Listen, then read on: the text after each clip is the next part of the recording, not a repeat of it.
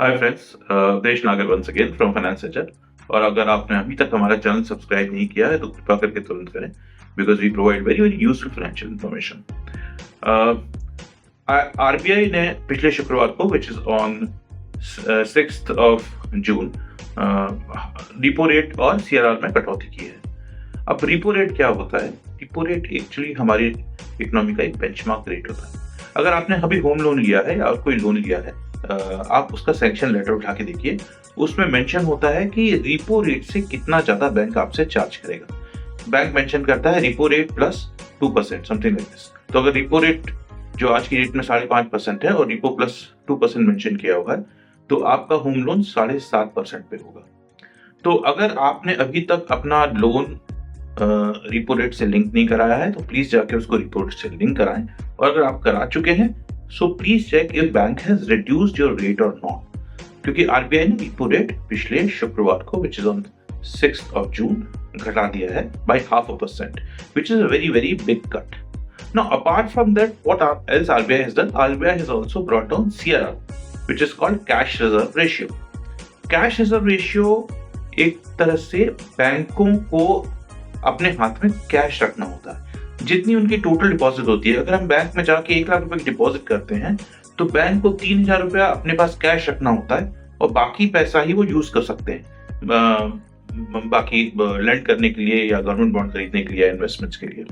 तो अगर cash reserve ratio कम हो जाता है तो बैंकों के हाथ में ज्यादा पैसा होता है, बिकॉज अब उनको कैश नहीं रखना, वो उस पैसे को लेंड कर सकते हैं या इन्वेस्ट कर सकते हैं। सो बैंकों की रेवेन्यू बढ़ती है सीआरआर कम होने से, और पैसा मिलना इंडस्ट्रीज को और रिटेल क्लाइंट्स को इजी हो जाता है, because the bank will have more money to lend. This time by reducing 1% CRR, RBI has released almost 2.5 lakh crore rupees from banking system to be lent.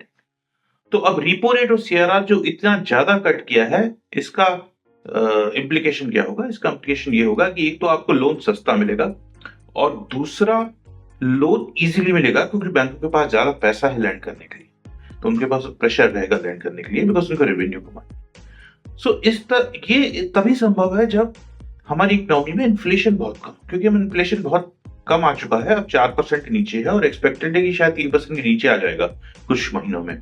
इसलिए bank ने interest rate घटाए हैं। This is very pro growth policy. हमें individually इसका क्या फायदा होगा? एक तो हमारे लोन कम हो जाएंगे और हमारी परचेसिंग पावर बढ़ जाएगी। अगर आप होम लोन लेने का सोच रहे हैं या कार लोन पे लेने का सोच रहे हैं या कुछ भी लोन लेने का सोच रहे हैं, तो आपका मंथली आउटफ्लो कम हो जाएगा, क्योंकि ज्यादातर इस तरह की परचेजेस, कैपिटल एसेट की परचेजेस, मंथली ईएमआई के बेसिस पे की जाती है और आपकी मंथली ईएमआई कम होने वाली है।